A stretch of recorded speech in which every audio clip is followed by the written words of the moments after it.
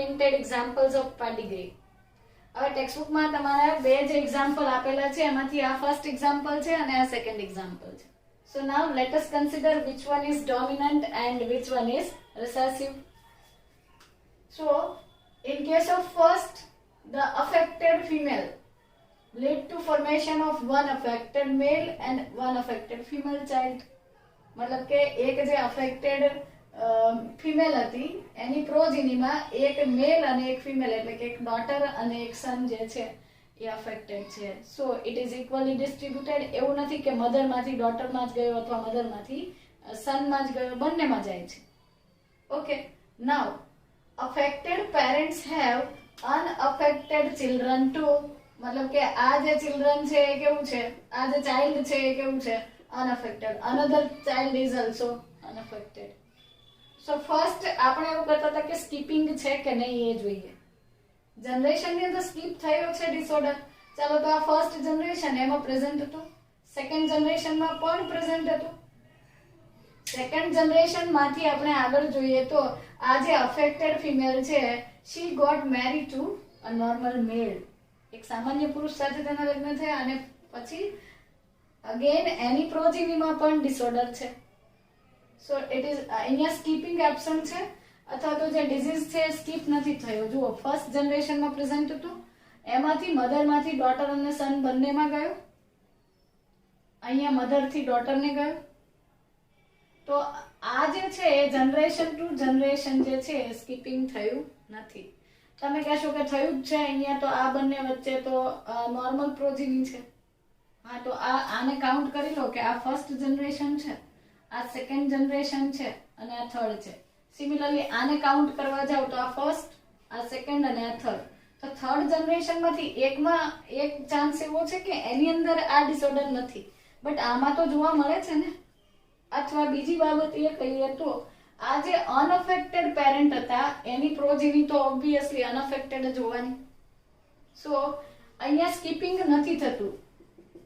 there is no skipping since it is dominant.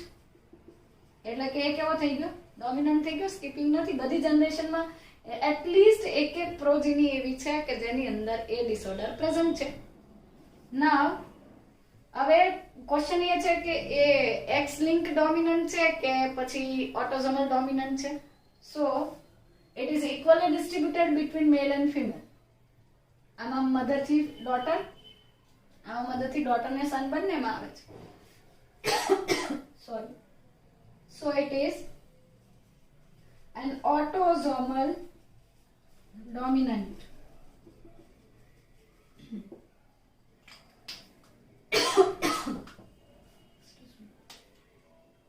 And the example is myotonic dystrophy, or we can say muscular dystrophy. Muscular dystrophy, muscular muscles એટલે કે સ્નાયુ, એની અંદર dystrophy થઈ. ડિસ્ટ્રોફિન protein જે છે, મતલબ કે મસલ્સ નું જે કોન્ટ્રેક્શન અને રિલેક્સેશન થવાની મિકેનિઝમ છે એને કંટ્રોલ કરતું જે પ્રોટીન છે એના માટેના કોડોન્સ જે છે એ 19th નંબરના 19 નંબરના ક્રોમોઝોમ પર પ્રેઝન્ટ હોય છે. બટ એની અંદર સર્ટન મ્યુટેશન્સ થવાથી આ માયોટોનિક ડિસ્ટ્રોફી થાય છે, જેની અંદર મસલ્સ જે છે એની કોન્ટ્રેક્શન થઈ ગયા પછી રિલેક્સેશન થવાની મિકેનિઝમ થઈ શકતી નથી. સો આવા જે પર્સન છે એની અંદર કાર્ડિયોવેસ્ક્યુલર ડિસઓર્ડર્સ બહુ કોમન છે. એટલે કે જે વ્યક્તિ જે છે એના વોલ્યુન્ટિયર મસલ્સ તો મતલબ કે એચિક સ્નાયુમાં તો ડિફેક્ટ્સ થાય જ છે, બટ જે કાર્ડિયાક મસલ્સ છે, હૃદય સ્નાયુ છે, એની અંદર પણ આ બીમારી થવાના લીધે એને હાર્ટ ના રિલેટેડ જે ડિઝીઝ છે થાય છે અને અર્લી એજમાં એનું ડેથ થાય છે. સો માયોટોનિક ડિસ્ટ્રોફી જે છે એ ઓટોઝોમલ ડોમિનન્ટ ડિસઓર્ડર છે જે પેરેન્ટ્સ માંથી પ્રોજીનીમાં ટ્રાન્સફર થાય છે. Okay, now another example is first જે જનરેશન છે, first generation is not affected. So parents are normal. So normal parents have one affected progeny. એક અફેક્ટેડ પ્રોજીની છે, હવે બાકીની પ્રોજીનીમાંથી કોઈ કેરિયર છે, કોઈ એટલે કે કોઈ વાહક છે કે એક્ઝેક્ટલી નોર્મલ જ છે એ આપણને નથી ખબર. બીકોઝ એ લોકોએ જે છે આની અંદર એવું નથી કર્યું કે આમ હાફ ફિલ કરી દીધું છે, અડધું ભરી દીધું છે, કે આને પણ અડધું ભરેલું છે. સો અહીંયા સ્કીપિંગ થયું. ફર્સ્ટ જે જનરેશન છે એમાં ડિસઓર્ડર છે એ પ્રેઝન્ટ નથી. સો સ્કીપિંગ ઇઝ પ્રેઝન્ટ. ઓકે, તો આ સ્કીપ થયું છે એટલે ઓબ્વિયસ વસ્તુ છે કે એ કેવું છે, રિસેસિવ છે. અને અગેન આ ડોટરની અંદર આવ્યું છે. હવે આ ડોટર જે છે એ દેખાતા તમને એમાં ફિનોટાઇપ્સ નથી જોવા મળ્યા એટલે આપણે એને નોર્મલ કરી દીધી, લખી દીધી, ડિનોટ કરી દીધી. તો નોર્મલ ફિમેલ અને નોર્મલ મેલ ફરીથી મેરેજ કરે છે તો એની જે પ્રોજીની છે એમાં એક અફેક્ટેડ ચાઇલ્ડ છે. ધેટ મીન્સ કે આ જે ફિમેલ છે ઇટ શુડ બી કેરિયર. એ જે તે ડિઝીઝ માટેની કેવી હશે, વાહક હશે. અને સિમિલરલી આ પણ એ જે તે ડિઝીઝ માટેનો કેરિયર હશે. તો જ બંને જે રિસેસિવ અલીલ્સ છે અહીંયા ભેગા થયા અને ડિઝીઝ થયો. તો ક્વેશ્ચન એ થાય કે ખબર કેમ પડી કે રિસેસિવ અલીલ્સ હતા? પહેલાથી જ ખબર પડી ગઈ કે જ્યારે આ પેરેન્ટ્સ જે છે એની અંદર જે પેરેન્ટ્સની અંદર જે ડિસઓર્ડર છે એ એબ્સન્ટ હતો અને અચાનક પ્રોજીનીમાં આવે છે કે ધેટ મીન્સ કે પેરેન્ટ્સમાં એ કેરેક્ટરિસ્ટિક જે છે, ટ્રેટ જે છે સ્કીપ થઈ ગયા અને ધેન આફ્ટર પ્રોજીની જે છે એમાં ફરીથી દેખાય. સો રિસેસિવ છે સ્કીપિંગના લીધે. અને સ્કીપિંગ ન થતું હોય તો આપણે શું કહેતા હતા, ડોમિનન્ટ કહેતા હતા. ઓકે, રિસેસિવ પછી હવે ક્વેશ્ચન એ છે કે ઓટોઝોમલ રિસેસિવ છે કે એક્સ લિંક્ડ રિસેસિવ છે? આ સવાલ છે. કેવી રીતે ખ્યાલ આવશે? જો ઓટોઝોમલ રિસેસિવ હોય તો એ બંનેમાં ઇક્વલી ડિસ્ટ્રીબ્યુટેડ હોય એટલે કે મેલને પણ થાય છે ને ફિમેલને પણ થાય છે. સો આમાં એવું નથી કે મેલને વધારે થાય છે અને ફિમેલને ઓછો થાય છે. જ્યારે એક્સ લિંક્ડ રિસેસિવ છે એની અંદર કેવું હોય કે જે હિમોફિલિયાની બીમારી છે અથવા કલર બ્લાઇન્ડનેસ જે છે એ મેલમાં વધારે જોવા મળે છે, ફિમેલમાં ઓછું. બટ અહીંયા તો બંનેની અંદર ડિઝીઝ છે, ડિઝીઝ જોવા મળે છે. So it is autosomal recessive and the example is sickle cell anemia. Sickle cell anaemia જે છે એના માટે ફરી પાછું તમને યાદ કરાવું તો આ બંનેને આપણે કેરિયર દોરી દઈએ, અલગ કલરથી ડિનોટ કરું તો તમને સમજાશે કે ધારો કે આની પાસે HB કેપિટલ A અને HB સ્મોલ s જીન છે. કેમ આવું લખ્યું મેં? આની અંદર બંને જીન સ્મોલ s આવ્યા ત્યારે તો અહીંયા તમને ફિનોટાઇપ સિકલ સેલ એનિમિયાનો જોવા મળે છે, રાઈટ? સો અહીંયા કેરિયર ફિમેલ ની અંદર પણ આપણે એનો જીનોટાઇપ લખી દઈએ HB capital A HB small s. તો આ સ્મોલ s જીન જે છે એ અહીંયા મર્જ થવાથી, કમ્બાઇન થવાથી જે પ્રોજીની છે એ કેવી બને છે, અફેક્ટેડ બને છે એટલે કે રોગિષ્ટ બને છે. તો આ થઈ ગઈ પેડિગ્રી એનાલિસિસ ની પેટર્ન્સ અને એની સાથે એસોસિએટેડ જે એક્ઝામ્પલ્સ હતા. મેઇનલી તમને autosomal recessive, autosomal dominant, X link dominant, X link recessive પૂછાય છે. પણ સ્ટીલ કેટલીક બુક્સ ની અંદર વાય લિંક જે જીન્સ છે, મતલબ હોલેન્ડ્રિક જીન્સ ની જે પેડિગ્રી છે એના પણ એક્ઝામ્પલ છે. તો હું તમને જરાક એના વિશે ક્લુ આપી દઉં.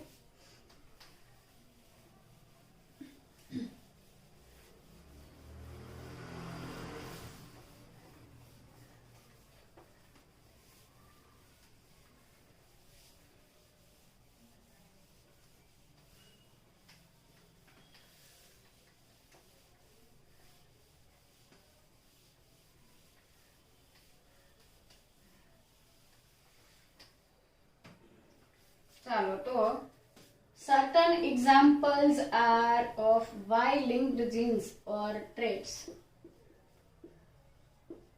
તો Y-linked traits ના બહુ એટલા બધા એક્ઝામ્પલ્સ NCERT માં કોઈ આપેલું નથી અને એટલું ખાસ પૂછાતું નથી, બટ સ્ટીલ કોઈ વખત પૂછાઈ જાય.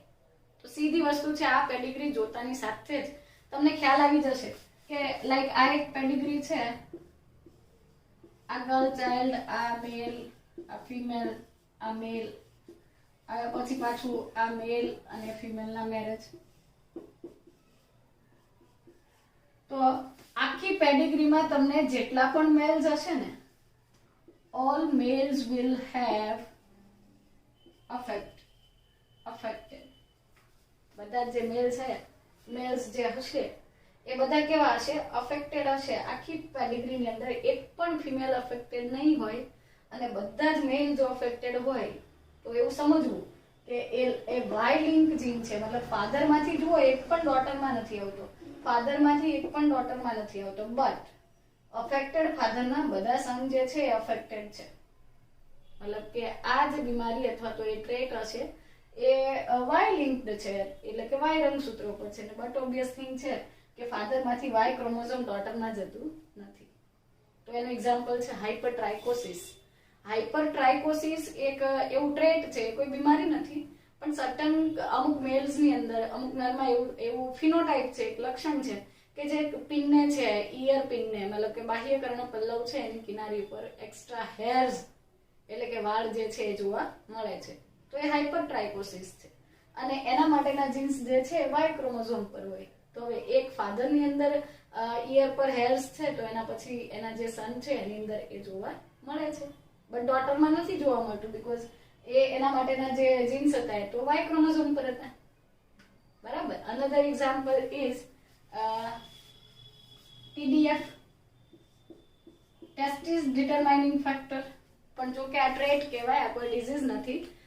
ટેસ્ટિસ ડિટરમાઇનિંગ ફેક્ટર પણ વાય ક્રોમોઝોમ પર પ્રેઝન્ટ છે ને, એટલે ડેવલપિંગ એમ્બ્રિયોની અંદર વાય ક્રોમોઝોમ જવાથી ટેસ્ટિસ જે છે ડેવલપ થાય છે અને ફિમેલમાં ટેસ્ટિસનું ડેવલપમેન્ટ થતું નથી.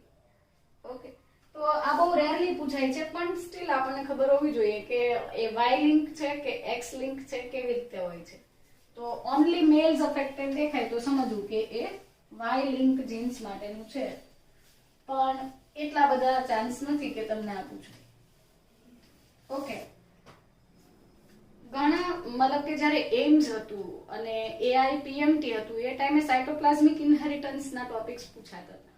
તો તમને જરાક આઈડિયા આપી દો કે સાયટોપ્લાઝમિક ઇનહેરિટન્સ જે છે, સાયટોપ્લાઝમિક ઇનહેરિટન્સ એની જે પેડિગ્રી હશે, આની પેડિગ્રી તમને ડાયરેક્ટ આપી દે તો સમજવાનું કે આમાં કેવું હોય કે આ અફેક્ટેડ મધર છે અને આ નોર્મલ ફાધર છે, અને એની અંદરથી જે પ્રોજીની બને છે, બધી પ્રોજીની જે છે તમને અફેક્ટેડ જ મળે.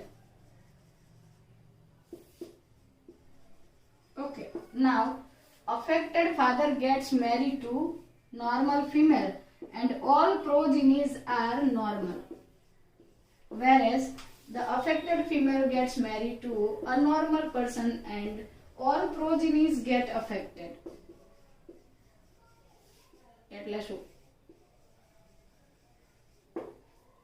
જુઓ, આ અસરગ્રસ્ત અથવા તો એવી એક ફિમેલ છે કે જેની અંદર જે તે પર્ટિક્યુલર ટ્રેટ છે, કોઈક લક્ષણ છે અથવા કોઈક ડિઝીઝ છે, અને એ નોર્મલ પર્સન સાથે મેચ કરે છે.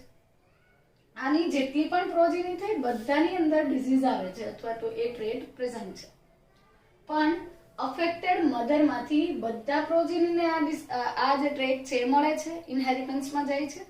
બટ જે અફેક્ટેડ જે સન હતા અથવા તો અફેક્ટેડ મેલ ઇન્ડિવિજ્યુઅલ હતા અથવા તો ફાધર જે છે તેમાંથી જેટલી પણ પ્રોજીની થાય છે all are normal. They do not have the trait for the disease or the given trait. તો કેવી રીતે થતું હશે?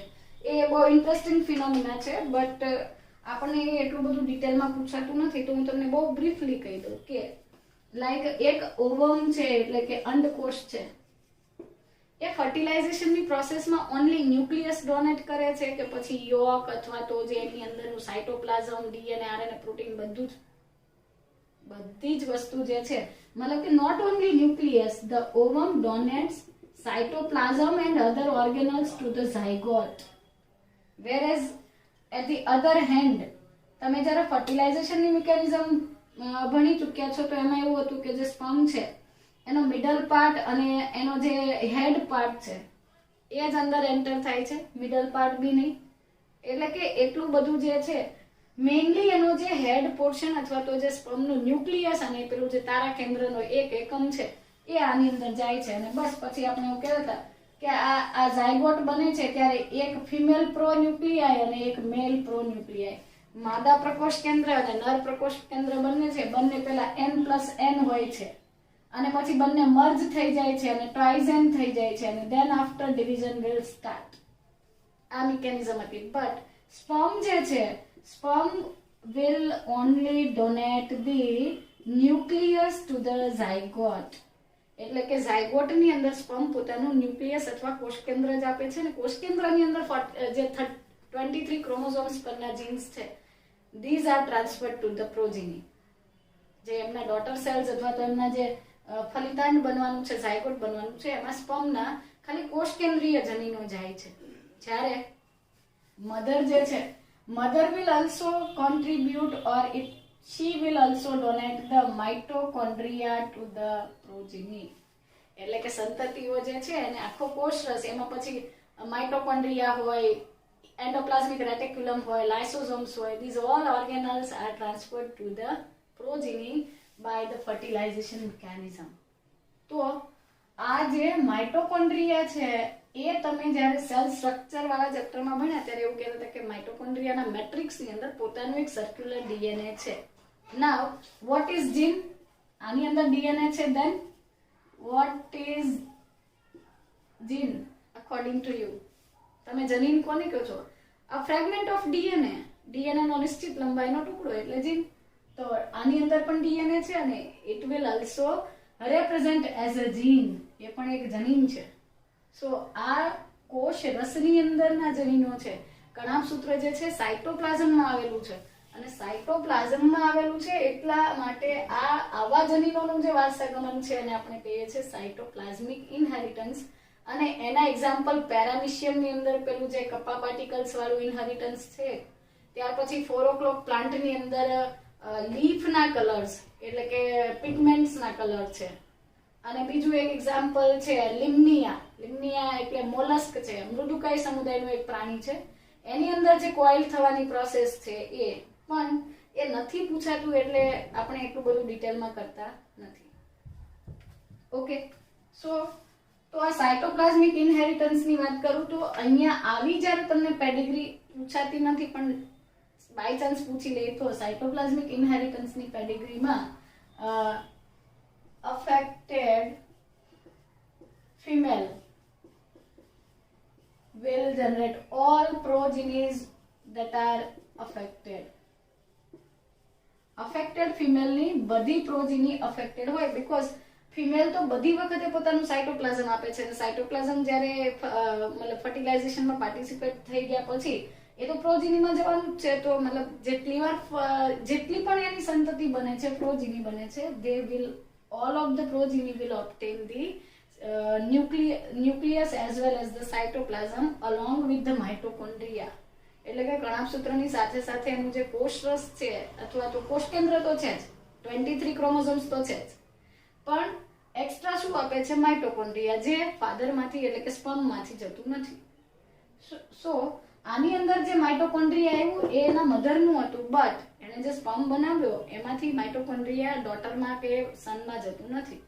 સો અફેક્ટેડ ફિમેલના બધા પ્રોજીની અફેક્ટેડ હોય તો એવું સમજવું કે કોષ રસીય આનુવંશિકતા છે, સાયટોપ્લાઝમિક ઇનહેરિટન્સ અથવા કોષ રસીય આનુવંશિકતા. બરાબર? અને આનું એક્ઝામ્પલ હ્યુમન્સમાં એટલે કે હાયર પ્લાન્ટ્સ અને હાયર પ્લાન્ટ્સમાં છે, બટ એનિમલ્સની અંદર એટલા બધા નથી. એ મૃદુકાય સુધીના છે, પછીના નવા કોઈ એક્ઝામ્પલ નથી. સો જ્યારે અફેક્ટેડ ફિમેલના બધી પ્રોજીની અફેક્ટેડ હોય અને અફેક્ટેડ મેલની બધી પ્રોજીની નોર્મલ હોય, that condition is cytoplasmic inheritance. પછી આપણને ટાઈમ રહેશે તો આપણે ડિસ્કસ કરી લઈશું, પણ સ્ટીલ આપણે અત્યારે આટલું સમજવાનું. સો અહીંયા આપણી જે પેડિગ્રી એનાલિસિસ છે એ કમ્પ્લીટ થયું અને એને લગતા જે એમસીક્યુઝ છે તમારે સોલ્વ કરવાના છે. અને કોઈ ડાઉટ્સ હોય તો મને મોકલજો, વોટ્સએપ કરજો. Okay, now let us discuss the genetic disorders. જનીનિક રોગો જે છે, ડિસઓર્ડર્સ જે છે. સો જેનેટિક ડિસઓર્ડર્સ જે છે એના બે ટાઈપ્સ છે. જનીનિક રોગો છે એના બે ટાઈપ છે. First one that we are discussing, that is Mendelian disorder, and another one is chromosomal disorders. Now Mendelian disorders કોને કહીશું? જે મેન્ડલના રૂલ્સ ને ફોલો કરે છે. So Mendelian disorders are caused due to alteration or mutation in a single gene. Mutation of single gene, એક જ જનીન જે છે સિંગલ જીન અથવા તો એક સિંગલ જીન જે છે એની અંદર મ્યુટેશન થવાના લીધે જે ડિઝીઝ જોવા મળે છે એ ડિઝીઝને આપણે કહીએ છીએ મેન્ડેલિયન ડિઝીઝ. બરાબર. હવે જે મેન્ડેલિયન ડિઝીઝ છે એના ફરી પાછા બે ટાઈપ છે. મેન્ડેલિયન ડિસઓર્ડર્સ જે છે એ સમજાવવું એ પહેલા એ કહી દઉં કે ક્રોમોઝોમલ ડિસઓર્ડર્સ જે છે એની અંદર નંબર ઓફ ક્રોમોઝોમ્સ જે છે એ ચેન્જ થાય છે, રંગસૂત્રની સંખ્યા બદલાય છે. તમે ભણી ગયા છો Turner syndrome, Klinefelter, super female, Jacob syndrome, આ બધું. પણ ફરીથી એકવાર રિવાઇઝ કરીશું. મેન્ડેલિયન ડિઝીઝ જે છે એના પાછા બે ટાઈપ. ઓટોઝોમલ હોય એટલે કે 1 થી 22 જોડ રંગસૂત્ર ઉપર 1 to 20 સેકન્ડ પેર સુધીના જે જીન્સ છે એના ઉપરના જે ક્રોમોઝોમ પરના જીન્સ છે અને એની કોઈ વિકૃતિ કે મ્યુટેશનથી ડિઝીઝ થાય તો આપણે એને કહીશું ઓટોઝોમલ. અને otherwise X linked, Y link એટલા માટે એટલા બધા કોમન નથી કે બહુ વધારે એમાં કઈ નવા ટ્રેડ્સ એટલા બધા નથી. બીજી વસ્તુ કે એક્સ ક્રોમોઝોમ બંનેમાં પ્રેઝન્ટ છે, મેલમાં પણ છે, ફિમેલમાં પણ છે. So we will discuss the X-linked, dominant as well as recessive. So again, autosomal અને X-linked ના ફરી પાછા બે types છે, dominant and recessive. Again, X-linked is again divided into two types, dominant and recessive. તો આ બધાના એક બે એક્ઝામ્પલ જે અવેલેબલ છે એ આપણે કરીશું. પણ મોસ્ટલી જે રિસેસિવ ડિઝીઝ છે એ જ વધારે જોવા મળતા હોય છે. ડોમિનન્ટ ડિસઓર્ડર્સ એટલા બધા કોમન નથી. ફ્રીક્વન્ટલી એના એટલા બધા પેશન્ટ અથવા એક્ઝામ્પલ્સ આપણને નથી મળ્યા હ્યુમન પોપ્યુલેશનમાં. તો આપણે રિસેસિવ ડિઝીઝ પર ડિસ્કશન કરીશું અને એમાં પણ આપણે સૌથી પહેલા સ્ટાર્ટ કરવાના છીએ X link recessive characteristics. X link recessive જીન્સથી થતા જે ડિઝીઝ છે એ સમજીએ. તો પહેલી વસ્તુ કે એક્સ ક્રોમોઝોમ કોની અંદર હોય? મેલમાં હોય કે ફિમેલમાં હોય? બંનેમાં હોય. મધરમાં પણ હોય અને ફાધરમાં પણ હોય, બટ સ્ટીલ ફિમેલ પાસે બે એક્સ ક્રોમોઝોમ છે અને મેલ પાસે એક જ છે. So X linked recessive disorders, X linked recessive disorders જે છે, રિસેસિવ એટલે કે પ્રચ્છન્ન, એક્સ રંગસૂત્ર પરના પ્રચ્છન્ન જનીનોમાં વિકૃતિ થવાથી થતી બીમારીઓ. એમાંની પહેલી બહુ ઇમ્પોર્ટન્ટ બીમારી હું તમને સમજાવી દઉં તો એ છે colour blindness, red green colour blindness, રંગ અંધતા કહીએ આપણે ગુજરાતીમાં તેને. સો કલર બ્લાઇન્ડનેસ કેવી રીતે થાય છે? ફરી પાછું કહી દઉં કે it is x linked recessive trait. X રંગસૂત્ર સાથે સંકળાયેલું રિસેસિવ જે ટ્રેટ છે, રિસેસિવ અથવા તો પ્રચ્છન્ન લક્ષણ છે, એનાથી આ બીમારી થાય છે. અને મોસ્ટલી એક્સ ક્રોમોઝોમ પરનું રિસેસિવ ફેક્ટર હોવાથી ફિમેલની અંદર આ ડિઝીઝ જે છે એ રેરલી જોવા મળે છે. બટ એના સિમ્પટમ્સ અને એની અંદર એક્ઝેક્ટલી કઈ મિકેનિઝમ થાય છે? તો it is caused, this disease is caused due to defect in either red or green cones of eye, and that will cause an individual to failure of distinguishing between the red and green color.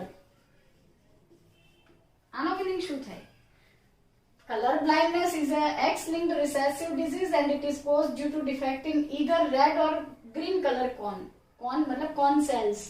આંખની અંદર આવેલા જે cone cells છે, એટલે તમે પેલા બે ટાઈપના સેલ્સ કહો છો ને, દંડકોષો અને શંકુકોષો.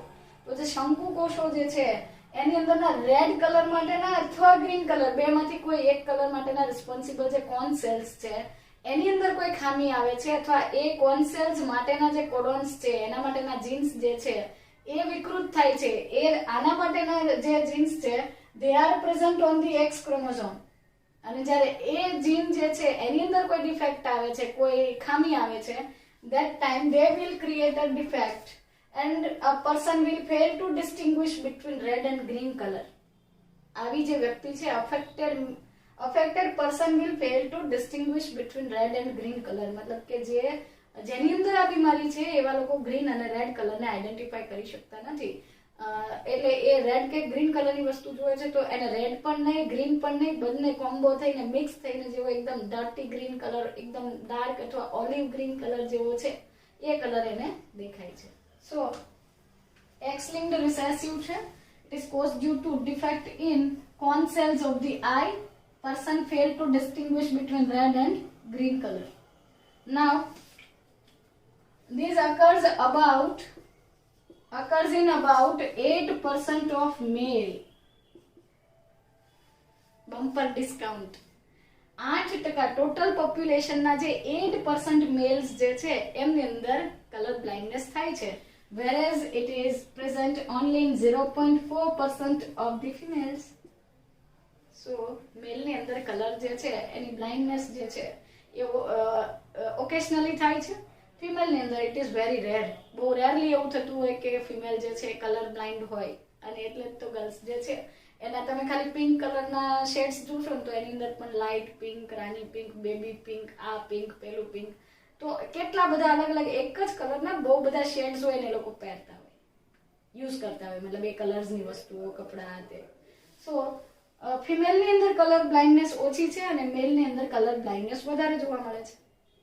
તો ચાલો સમજીએ કે આવું કેમ થાય છે, મેલને ભાઈ કેમ વધારે ફિમેલને કેમ આવું ઓછું થાય છે. Because female has 2 X chromosome instead 1, whereas the male has only 1.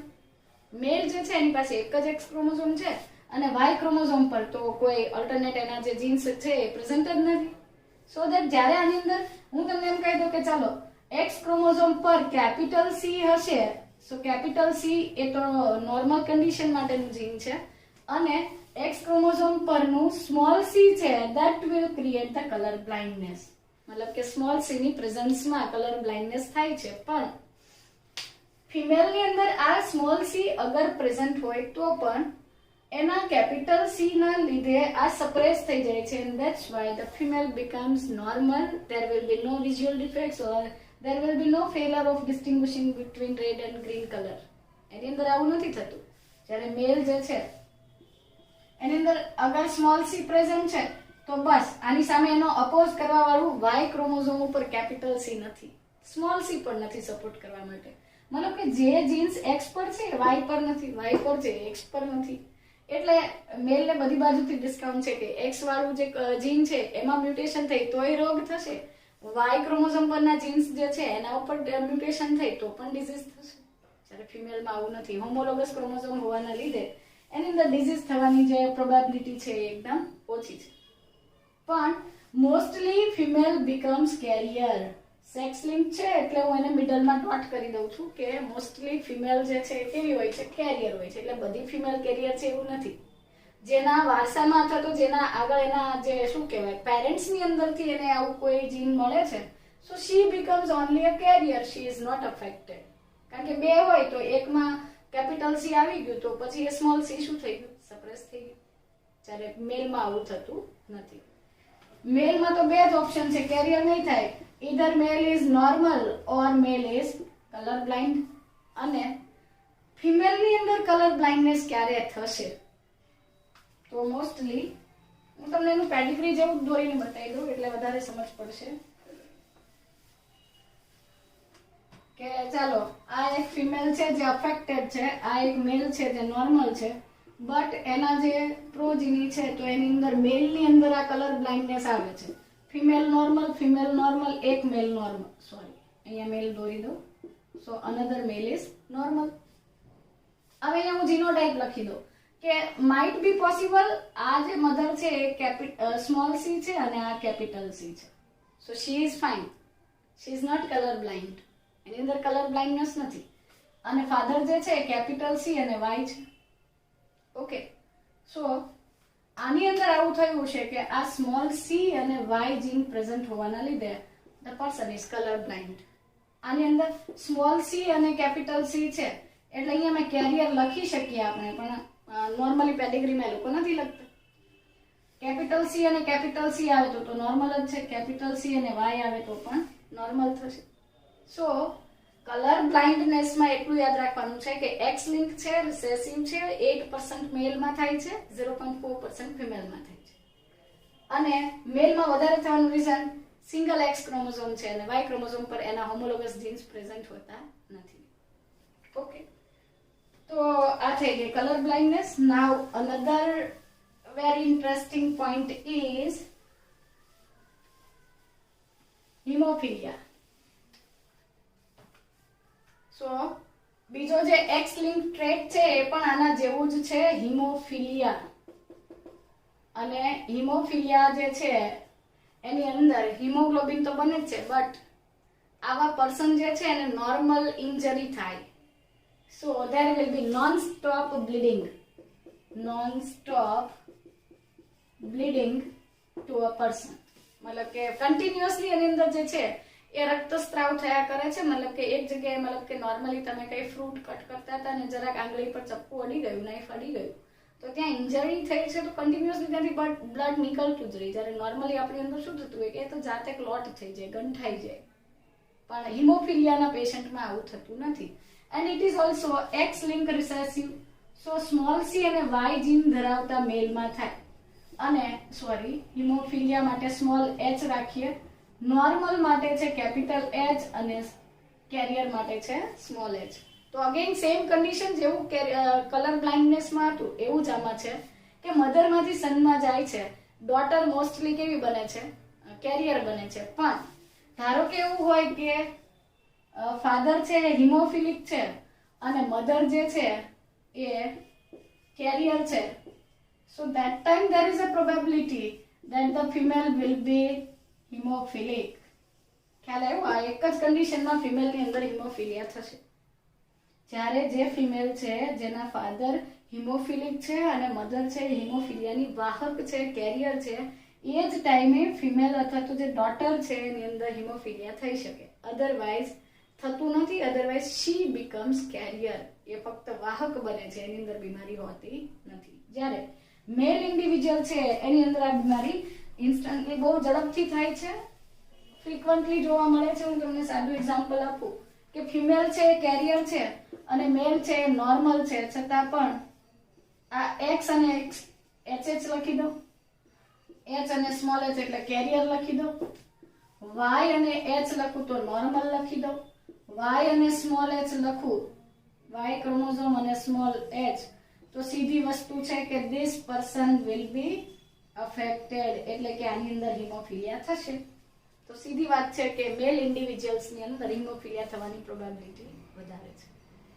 Same વસ્તુ કલર બ્લાઇન્ડનેસ માટે પણ ફિમેલમાં શું હતું? જ્યાં સુધી મધર કેરિયર હોય અને ફાધર અફેક્ટેડ હોય એટલે કે હિમોફિલિક અથવા કલર બ્લાઇન્ડ હોય, એ જ ટાઈમે ડોટરની અંદર એ બીમારી આવે છે. અધરવાઇઝ ડોટર કેવી બને છે? કેરિયર બને છે. સો નોન સ્ટોપ બ્લીડિંગ થાય છે અને આને એટલે બ્લીડર્સ ડિઝીઝ પણ કહેવાય છે. બ્લીડર્સ ડિઝીઝ એટલે કે જેની અંદર સતત રુધિરનો સ્ત્રાવ થતો રહે, રક્તસ્ત્રાવ થતો રહે, એવી એક પર્ટિક્યુલર બીમારી છે. તો અગેન હિમોફિલિયાના 3 ટાઈપ છે. હિમોફિલિયા એ, હિમોફિલિયા બી, હું ડાયરેક્ટ શોર્ટ ફોર્મમાં લખું છું, હિમોફિલિયા એ, હિમોફિલિયા બી અને હિમોફિલિયા સી. આવા 3 ટાઈપ્સ છે. હવે તમે બ્લડ કોએગ્યુલેશનની જે કાસ્કેડ મિકેનિઝમ ભણ્યા હતા, રુધિર ગંઠાવાની પ્રક્રિયા જે છે કાસ્કેડ મિકેનિઝમ, જેમાં બહુ બધા પ્રોટીન્સ ભાગ લેતા હતા, 13 ફેક્ટર્સ. તો એ 13 ફેક્ટર્સ માંથી હિમોફિલિયા એ જે છે, હિમોફિલિક પર્સનમાં 85% મતલબ કે જેટલા વર્લ્ડમાં હિમોફિલિયાના પેશન્ટ છે એ બધામાંથી 85% લોકો એવા છે કે જેને હિમોફિલિયા એ છે. હવે હિમોફિલિયા એ માટેનું જવાબદાર જે પ્રોટીન છે that is એન્ટી હિમોફિલિક ગ્લોબ્યુલિન, અને આપણે એને કહીએ છીએ રુધિર જામવાની ક્રિયા માટેનો અથવા બ્લડ ક્લોટિંગ માટેનો રિસ્પોન્સિબલ ફેક્ટર નંબર 8.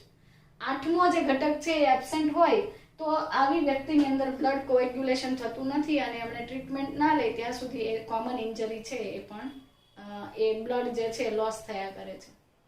હિમોફિલિયા બી ની બીમારી જે છે that is caused by factor number 9. રુધિર ગંઠાવા માટેનો જવાબદાર જે 9 નંબરનો ઘટક હતો કયો? ક્રિસમસ કારક અથવા ક્રિસમસ ફેક્ટર.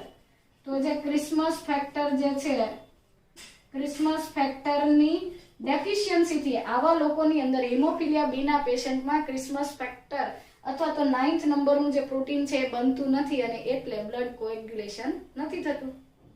હિમોફિલિયા સી જે છે that is also known as PTA disease, plasma thromboplastin એન્ટીસિડન્ટ.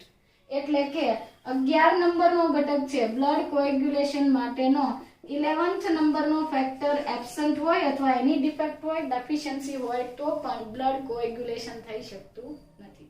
So these are the three types of hemophilia A, B and C. But frequently observed disease is hemophilia A. અને એના માટેનું responsible જે protein છે that is anti હિમોફિલિક ગ્લોબ્યુલિન. એટલે આનાથી થાય છે એવું નહીં. આવા નોર્મલ પર્સનમાં એન્ટી હિમોફિલિક ગ્લોબ્યુલિન હોય છે, આ પર્સનની અંદર એન્ટી હિમોફિલિક ગ્લોબ્યુલિન બનતું નથી. સેમ વસ્તુ હિમોફિલિયા બી ના પેશન્ટની અંદર ક્રિસમસ ફેક્ટર નથી બનતું અથવા ઓછો બને છે, અને સી જે છે એના કેસમાં પીટીએ અથવા પ્લાઝમા થ્રોમ્બોપ્લાસ્ટિન એન્ટીસિડન્ટ બનતું નથી અથવા ઓછી અમાઉન્ટમાં બને છે અથવા તો વિકૃતિ વાળું બને છે. સો આ 3 ટાઈપની હિમોફિલિયા થઈ. અને એક ઇન્ટરેસ્ટિંગ એક્ઝામ્પલ એ છે કે આવા જે બીમારીઓ છે એ જેની અંદર કન્ઝેન્ગ્વિટી હોય. કન્ઝેન્ગ્વિટી એટલે શું? બ્લડ રિલેશનમાં મેરેજ થતા હોય. બ્રિટિશ જે રોયલ ફેમિલી છે યુકે ની અંદર જે ક્વીન વિક્ટોરિયા જે હતા, રાણી વિક્ટોરિયા અથવા તો જે ક્વીન વિક્ટોરિયા હતા એ પોતે હિમોફિલિયાના વાહક હતા. મતલબ કે એમને પોતાને હિમોફિલિયા નહોતી બટ એની અંદર હિમોફિલિયા માટેનું રિસ્પોન્સિબલ ફેક્ટર હતું.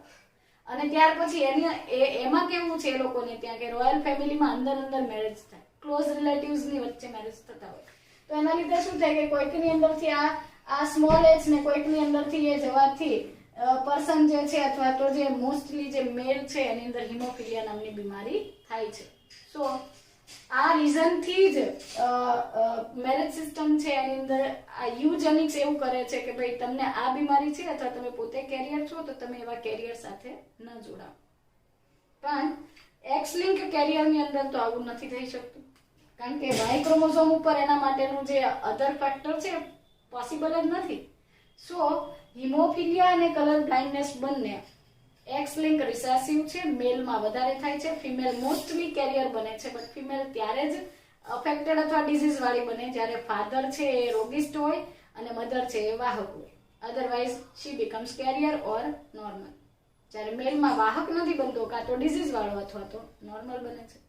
સો આ થઈ ગયા મેન્ડેલિયન ડિસઓર્ડર્સ માંથી પહેલા બે autosomal associated disorders, x link associated જે ડિસઓર્ડર્સ હતા એ આપણે ડિસ્કસ કર્યા. અને નેક્સ્ટ પાર્ટમાં આપણે જે ઓટોસોમલ ડિસઓર્ડર્સ છે એ ડિસ્કસ કરવાના છીએ.